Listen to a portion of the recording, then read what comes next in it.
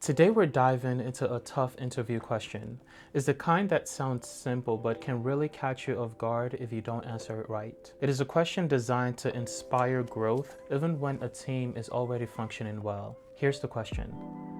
How do you ensure continuous improvement in a high-performing team? Let's reason this out. How exactly do you unlock even more potential when a team is already high-performing? For most Scrum Masters, the goal is to build a high-performing team, but once you get there, how do you keep pushing for improvement? If the team is already performing at a high level, how do you still increase their performance? This reminds me of that saying, don't fix it if it ain't broke. Here's the paradox. At the core of Agile is continuous improvement even when things seem perfect. And honestly, this idea has broken my brain on several occasions. Before jumping into answers, it's important to ask clarifying questions to get a better sense of the context. You don't want to jump into questions where you have a partial understanding of what is required of you. Here are some questions that I might ask. Is this a team that I've been working with for a while, or is this a team that is new to me? How often is this team achieving its sprint goals? What does high performance look like at your organization? The reason is high performance differs from organization to organization. Heck, it differs from team to team within the same organization. The dynamics and the approach of this question can vary significantly based on the interviewer's answers. Establishing context helps to tailor your answers to show that you are adaptable and thoughtful in your approach. You see, this question carries a lot of weight because it's not just about helping a struggling team improve. It's about knowing how to inspire growth in a team that's already doing well. Most people struggle with this because it tests your ability to lead beyond problem solving. High-performing teams don't need someone to just fix problems. They need a leader who can guide them to set new challenges. The interviewer wants to see if you know how to add value even when a team is already delivering well. This question reveals your approach to growth. Continuous improvement is essential, but not at the expense of what's already working. Can you support growth without unsettling the team's stability? Do you have a strategic mindset and vision for the team? Are you thinking beyond the sprint at hand? Can you engage a high-performing team with a strategic long-term view of improvement? This question tests your vision for the team's growth. Here's my approach to this question. In my experience working with high-performing teams, continuous improvement doesn't just stop because a team is doing well.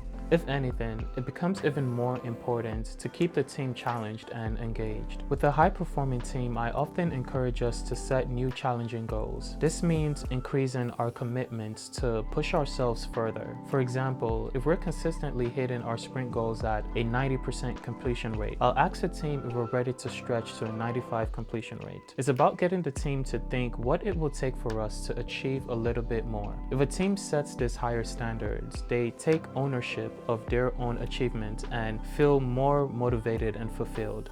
For example, in one of my high-performing teams, we're already hitting our goals consistently, so I encouraged us to aim higher. We agreed to increase our sprint commitment slightly, focusing on a few additional user stories that will increase our efficiency. I informed our stakeholders of this change so that they can be aware of this commitment and offer their support. This transparency kept everyone on the same page, and the team was excited to take on this challenge. With high-performing teams I've had in the past, I've realized that retrospectives tend to be less about solving issues but enhancing what is going well. I usually focus on what the team is proud of and how we can amplify those strengths. In the past, I've used appreciative inquiries in our retros, asking what went really well this sprint and how can we take it even further. This keeps the conversations positive and future focused, driving the teams to see that improvement is a natural progression. I believe high-performing teams need the opportunity to grow, experiment, and refine their skills to stay engaged and innovative, or else we may get caught up in the mundane circle where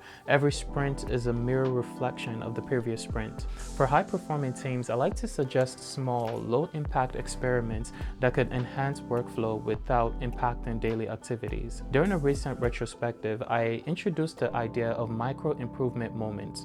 These are quick adjustments that could make our processes a bit smoother, and one of our team members suggested a 5-minute quick fix approach approach where we set aside 5 minutes each sprint where we suggest few hints that could enhance our regular workflow. These small hints don't impact daily work, but can help the team to make incremental improvements. And over time, these adjustments have added up, keeping the team adaptable and engaged in continuous improvements without the need for big changes. These are a few of the changes that I've implemented to keep high-performing teams engaged and on a path to continuous improvement. I believe these strategies can translate and be applied in your organization to render similar results. That's how I'll approach this question. Let me know how you would have handled this question. If you found this video helpful, let me know down in the comments. Also, if you have an interview question that you'd like me to answer in a future video, let me know in the comments below.